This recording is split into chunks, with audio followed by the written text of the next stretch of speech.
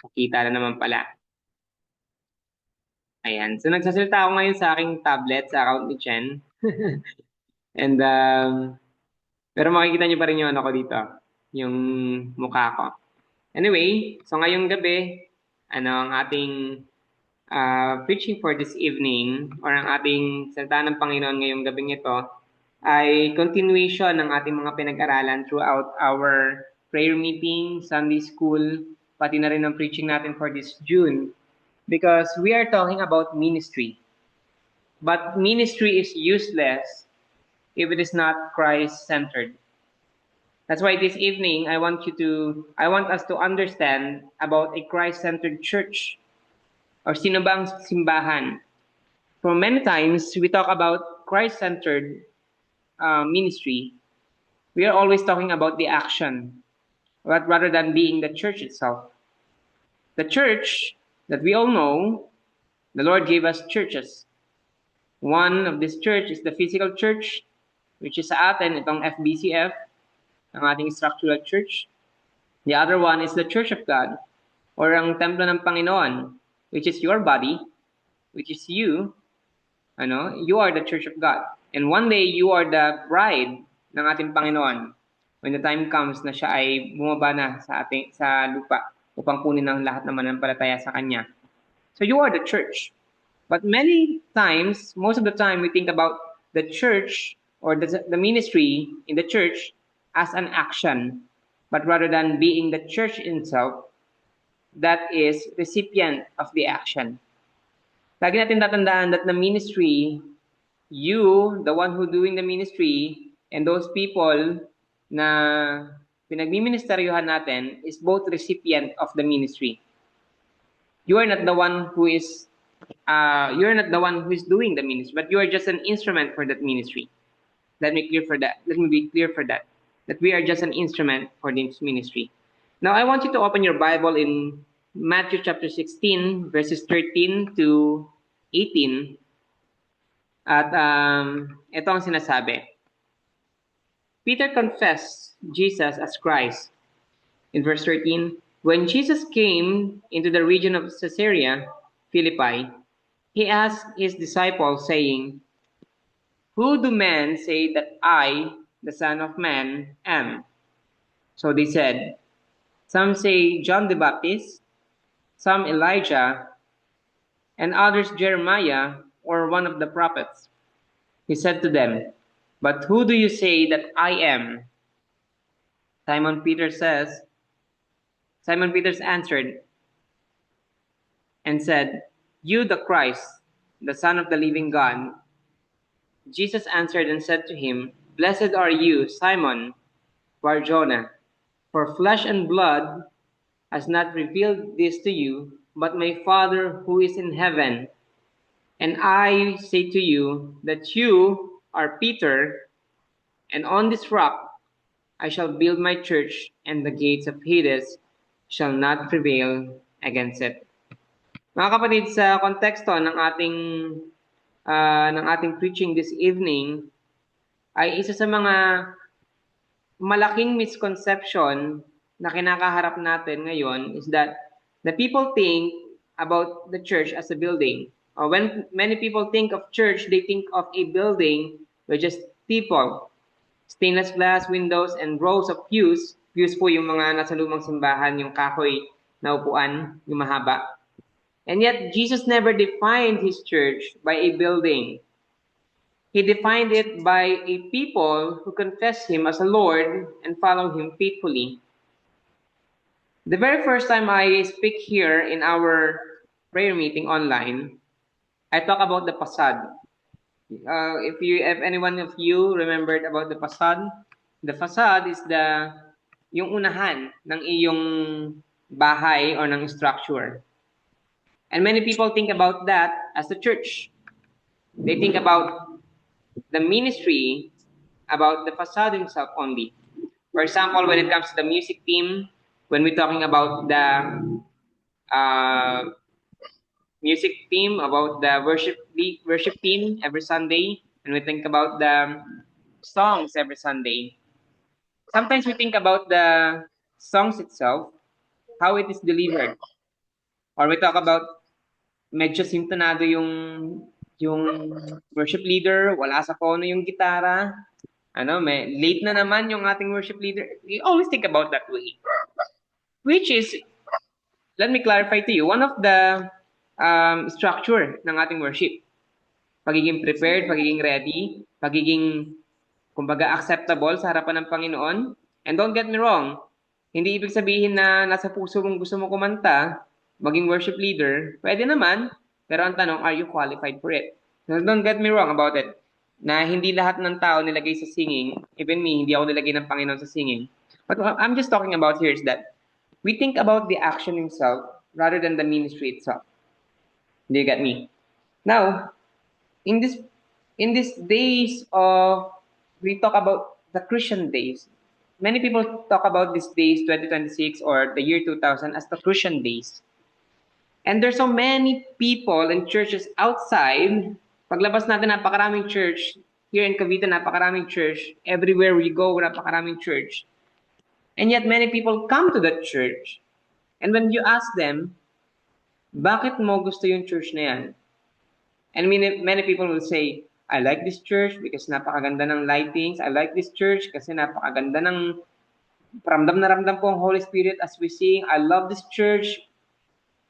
Many people will say, I love this church.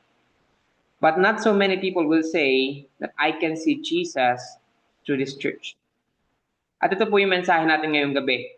Is how do we see God in this church life, in our Christian life? Let me ask you a question. The question for every congregation is not how impressive is our building or our ministry, but how faithfully are we centered on Christ? For this evening, dito tayo iikot. How faithfully are we on Christ? Gaano ba tayo ka-faithful sa ating Panginoon? When we say faithfully, when we say faithful sa isang ikinakasal, laging binabanggit to. Will you be faithful to your wife? Will you be faithful to your husband before they get married, before sila pumirma ng kanilang mga papeles at bago magpalitan ng singsing? The pastor or the one who is initiating the wedding is asking, will you take this man to be faithfully wife of this man, to be faithful husband of this man? Because being faithful is a big word. And sometimes we misinterpret being faithful na sa puso lang natin. Being faithful is also seen in our action. Think about this. You are in a relationship.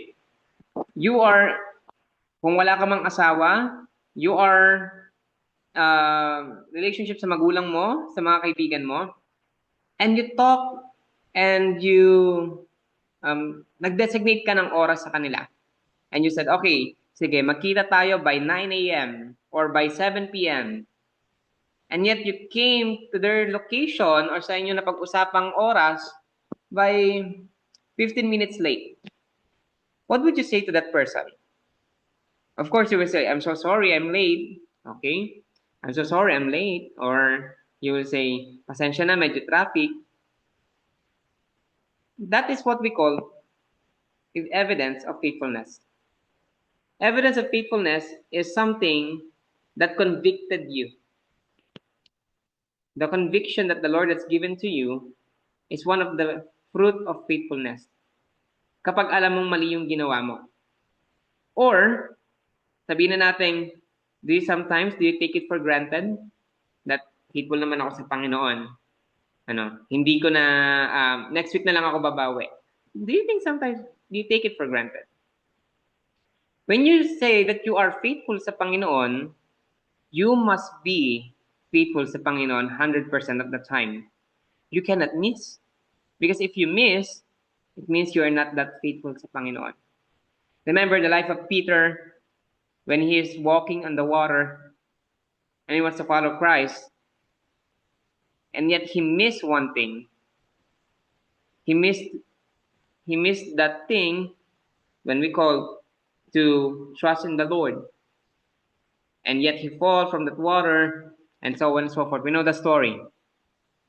Now, being faithful is an evidence, okay, of being a God-centered church.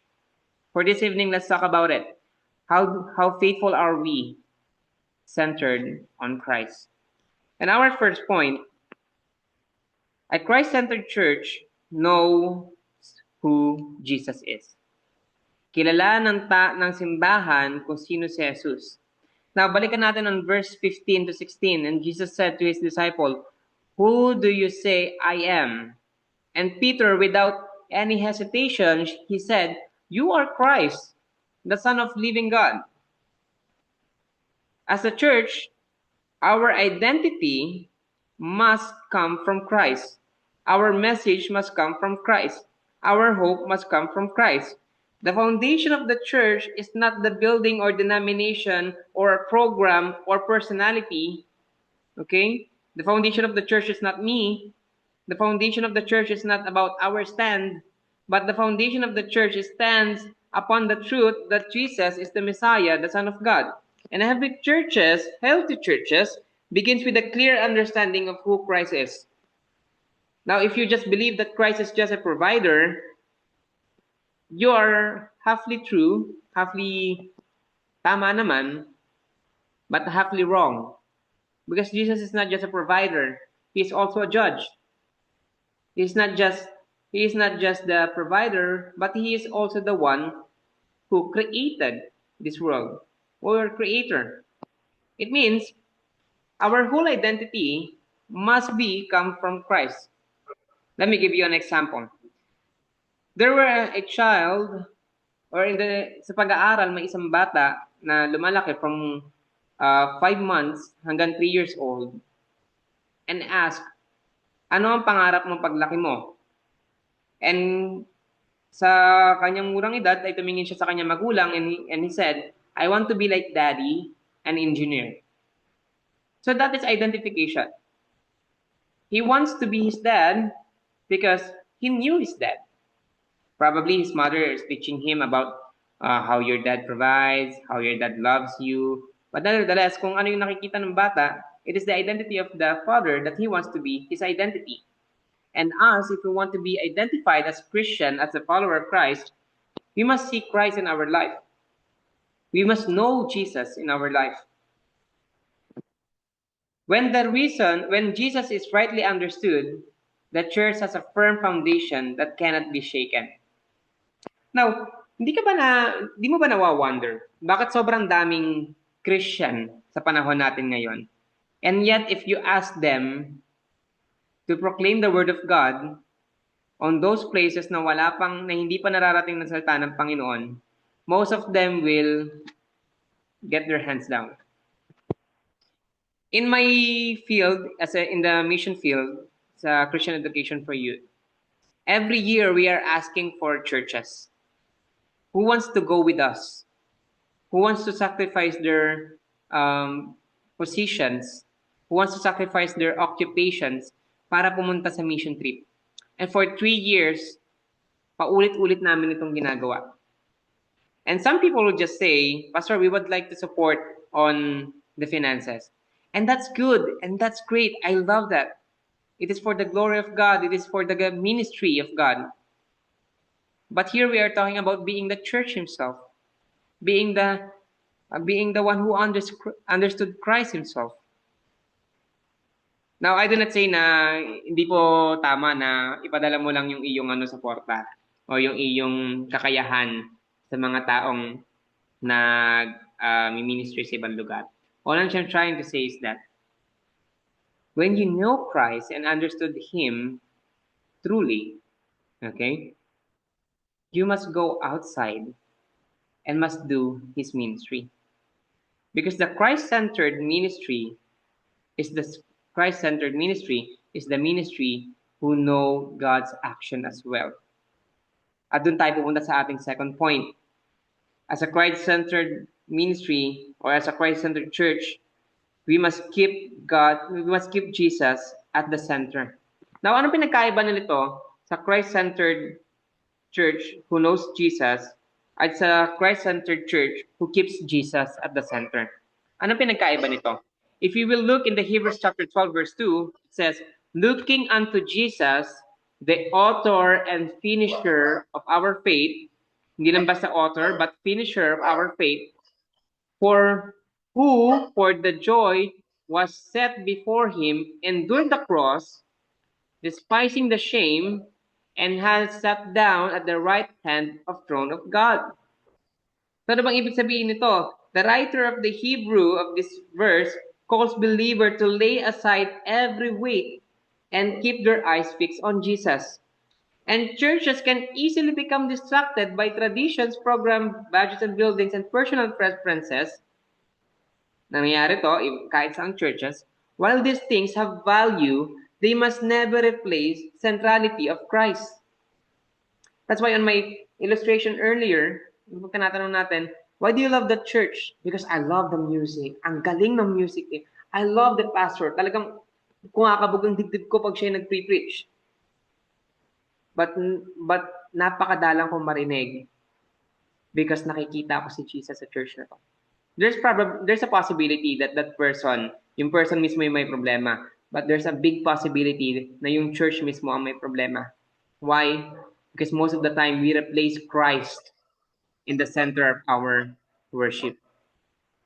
Sometimes, we hold into traditions more than holding Christ more. Pastor, only piano lang talaga ang gusto ko. Talagang purely hymnals lang talaga ang gusto ko. That is tradition. When we say hymnals only, that is tradition. That is Baptist tradition. And yet the Bible speaks about praising the Lord with new songs. The new songs there is dalawa.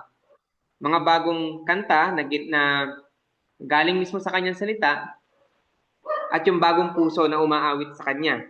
Yun yung sinasabi doon sa Psalms chapter 150. Programs. We think about programs too much. We think about outreaches so much. And yet we forget to have Christ in our central ministries. Even in our church, it is sad to say that sometimes we replace Christ in our center worships. When was the last time that we prayed together as a church, bukod sa prayer meeting, for those people na hindi na natin nakikita sa church? And that is ministry. Me, sadly to say, ako po mismo ay bumabagsak sa mga bagay na to. Because most of the time ay nauubos ang oras ko on programs. Nauubos ang oras ko on personal things, on personal references, and yet I forgot about those people na hindi na natin nakikita sa church. I forgot those people na hindi na natin na babahagian ng ministry. Kaya samahan niyo ako, if there was a time na nakakalimutan ko mga bagay na to, don't forget to tap me out. Hindi po ako ma-offend kapag sinabi sa Pastor, nakakalimutan mo nang bisitahin yung bahay namin. Pastor, nakakalimutan mo nang puntahan kami. Hindi ako ma-offend. Sabihan niyo lang ako. So sometimes nakakalimutan ko. But this is not an excuse. As a Christ-centered church, we must continually ask, does this ministry point to Jesus? Does this program help people grow in Christ? Does this decision honor Christ? I personally understand some churches kung bakit lumalayo sila on other churches. Kung bakit sila nagiging, alam mo yun, hindi nakikisama on other churches. They don't want fellowship on other churches. I understand them. Probably meron silang mga bad things na nangyari sa kanila. Meron silang mga bad experience. But the point here is that precaution enough for you to decide what will honor Christ? Every time that we are doing things, in new program, new possibilities in our churches, we need to answer this three questions. Does this ministry point to Jesus? If it doesn't point to Jesus, at para lang makapagkape tayo, para lang makakain tayo, eating ministry, para lang, makapag-catch up lang tayo, hindi naman pala nakapoint kay Jesus, pag-uusapan lang pala natin yung buhay ng ibang tao, huwag na natin gawin. It is just waste of time. Dagdag lang yan sa sasabihin sa'yo ng Panginoon pag harap mo sa Kanya. Does this program help people grow in Christ? Kung yung Sunday school naman natin ay para lang matuwa tayo, alam mo yun, kasi nakaka-boring yung Sunday school, tigil ko na.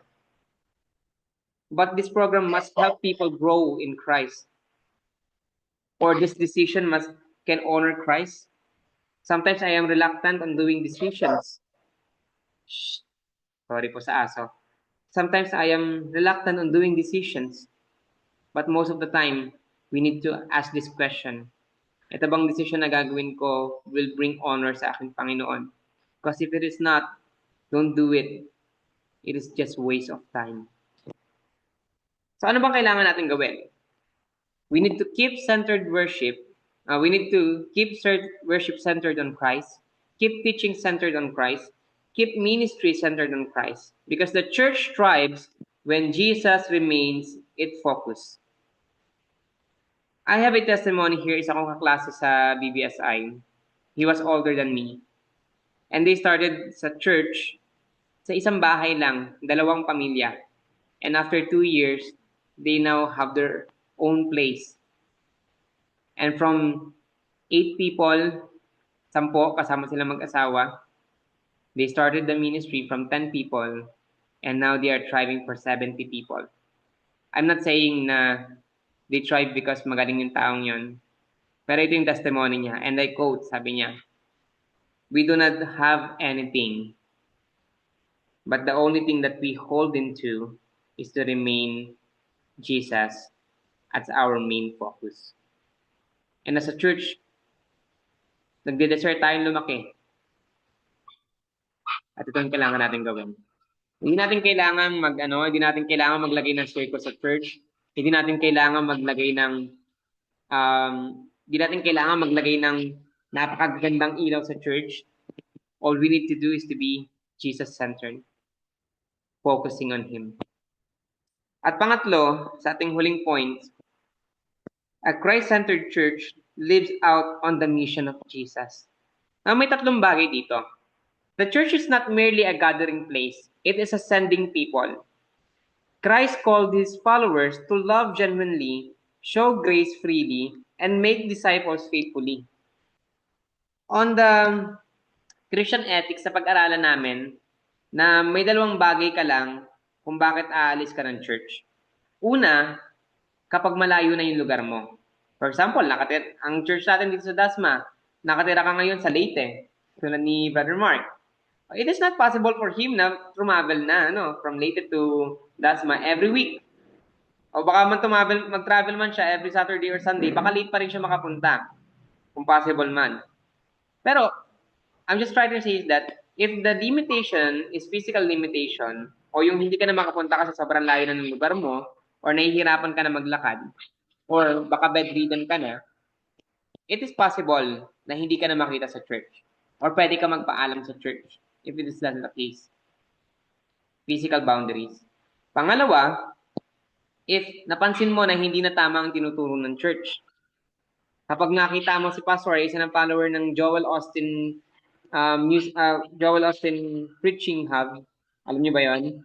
Yung 5 ways to become a rich pastor kay Joel Austin. You should go outside of the church because it is not a church. It is a cult. Pero may pangatlo pa na bagay kung bakit umaalis ang tao sa church. At ito yung pinakagusto ko. If any one of us here wants to go outside of the church at magpaalam na hindi na makakapunta sa FBCF someday, ito yung gusto kong paalam. Pastor, hindi na ako makakapunta sa church every Sunday because I want to start, or the Lord is calling me to start a ministry in this place. I want to build a church in this place. And that's what I love to hear. Because Christ calls his follower to love genuinely, show grace freely, and make disciples faithfully. One day, lahat tayo sa church, lahat tayo maglalaho na. At one day, lahat tayo dito sa church, lahat tayo magpapaalam. It's either for death, or kung ikaw man ay tinawag ng Panginoon sa ibang lugar. But please, huwag kang magpaalam sa church dahil lang hindi mo na gusto yung kortina natin ngayon. Dahil orange. But please, huwag kang magpaalam kasi hindi mo nakasundo yung kapatid mo sa church. But rather, magpaalam ka na if you feel or you hear that the Lord is calling you to do greater and bigger ministry outside of the church. And that is church planting. Or baka tinatawag ka ng Panginoon in the mission field. Magsabi ka lang, May mga churches na wala pong pastors or Christian workers. Magsabi ka lang, dadalhin ka natin. Letter B, pangalawa, on Christ-centered church lives up to the mission of Jesus. Authentic Christian community reflects the heart of Jesus. Now, people should encounter truth, grace, and compassion, and hope that they encounter the church. Now, in this Christian community, inatasan tayo ng Panginoon na hindi pwedeng maging magmataas sa bawat isa. Inatasan tayo ng Panginoon to be a follower of Him who is compassionate to His people, who is telling the truth to His people. Now, authentic Christian community talks about us being a Christian to one another, being a brother to one another, being a veteran to one another. We should reflect Jesus in our hearts. Hindi pwedeng, dahil hindi mo ako nakita nung Sunday, ay ichichismis mo na ako sa church. Hindi pwedeng, uulpot lilitaw yung isa nating kapatid, ay pag-uusapan na natin siya pag wala siya. We should show compassion to them. Now, if talagang hindi mo maiwasan na pag-usapan yung kapatid mo sa sa church kapag wala siya o sa likod niya, you should talk to him or her. Or kung talagang hindi maiwasan at napupunan na to ng ibang kapatiran, there's something wrong with you. And I pray and hopefully that we repent. And this Christian community na sinasabi dito, hindi lang to sa loob ng church. Pero kung ano yung nararanasan mo inside the church, yung satisfaction, pati na rin yung, alam mo yun, yung completeness na ibinibigay sa'yo ng Panginoon. Di ba? Sometimes nang bigat-bigat ng loob natin, but when you go inside the church and listen to the preaching, sometimes biglang gumagaan. That kind of feeling and sensation, we must bring that on our houses. Sabi ng mga kapitbahay, katrabaho, kaklase, at kaibigan. Because it is how we reflect Jesus in our life. And third, the mission of Christ, of Jesus, extend beyond the church's walls into homes, workplace, school, and communities. Now, if you were gonna ask me a question, Pastor, saan ba ako magmi-ministry? Meron tayong 10 daliri. And I want to talk about the left hand. And this is the ministry hand. Because the right hand is where you need to know Christ. So pag-aaralan natin sa ibang araw yan. Left hand muna tayo. Saan ba tayo maaaring mag-ministry? We have these 5 priorities and 5 ministries. If you can look into my screen, makikita niyo ako dito. I am raising my 5 fingers here. The first ministry is family. If you fail to share the word of God sa iyong mga anak, sa iyong asawa, sa iyong magulang, okay lang naman siguro kung hindi sila tumanggap kasi Panginoon naman ang kakakikilos sa buhay nila. But if you fail na kahit isang beses, mabanggit man lang sa kanila kung sino si Jesus, you fail sa mata ng Panginoon. Because you should share the word of God sa kanilang unang-una. Because they were the first person who loves you, your family. Pangalawa, the second into your ministry is your community. Yung mga kapitbahay mo. Bukod sa yung magulang na nakakilala sa'yo o sa yung pamilya na nakakilala sa'yo ng lubusan, yung mga kapitbahay mo yung sunod na nakakilala sa'yo. They knew you. Oh, dito sa bahay ni Brother Ira, pag sinabi kong doon ako nakatira sa sa Actum, alam na nila agad. Doon kay yung nagche-chess. Alam nila agad. Kilala nila to, itong bahay. So, your community, your neighbor, is your second ministry. Pangatlo, sa iyong ministry, is your circle of friends. If you fail to share the word of God to your friends, then probably you're not practicing Jesus' mission in your life. Because you should share the word of God sa iyong mga kaibigan. Pangatlo, sa iyong mga fourth person sa buhay mo. Yung mga klase mo, mga katrabaho mo, Not all of them ay kaibigan mo, not all of them ay ka-close mo, but you should share the word of God sa kanila. At pinakahuli, strangers. Yung mga taong hindi mo naman kilala, you should share also the word of God sa kanila. Ulitin natin, your family, your neighbors, your friends, your workmates or schoolmates, and other people. So, bakit mahalaga tong 5 ministry na to na binabanggit ko? Because these 5 ministries, dito umiikot ang pagiging pagkakatawag sa atin ng Panginoon bilang mga alagad niya. Because our main job is in Matthew chapter 28 to share the word of God, to make disciples along the nations from Judea, Samaria, and to the ends of the world. And that is our main mission. Now, if you always think about kung ano maganda susuotin sa Sunday, but you must think about first kung paano mo siya sharean tong 5 uri ng tao sa buhay mo. I am challenging you, starting from this night, paggising mo bukas, o baka pagkatapos ng prayer meeting na to, I challenge you. Challenge yourself. Think about these 5 persons, or baka 4 persons lang, kasi ngayon isa stranger eh. 4 persons from your family, from your neighbor, from your school, from your friends, from your school and classmates or workmates. Isa lang na masyashare mo salita ng Panginoon. You will never know kung sino sa kanila yung gagamitin ng Panginoon. So live with that. Live in Christ. Live in Jesus' mission. The church is most effective when it moves beyond the building and the world with message of Jesus. For our conclusion, we have 2 conclusions here tonight. Number 1 is a Christ-centered church is not defined by the steeples, the size, the structure. It is defined by the people who knew Jesus, keeps him at the center of everything, and live out his mission every day. That is why we are called. And number 2, may we be a church that declares with Peter that you are the Son of Christ, the Son of the living God, keeps our eyes fixed on Jesus and carry his word to the world who desperately needs him, but not on the actions that could please this world, but rather to spread his word in this world that desperately need Jesus. Ngayong gabi, as I end here, the world is also celebrating the Pride Month. Medyo masakit sa puso ko makita yon. Medyo masakit sa puso ko makita ko na mas nananaig sila sa panahon natin ngayon. Na mas tanggap pa na isa kang parte ng LGBTQ plus ABCD kaysa isa kang Kristiyano. Mas masakit sa akin. Masakit sa akin.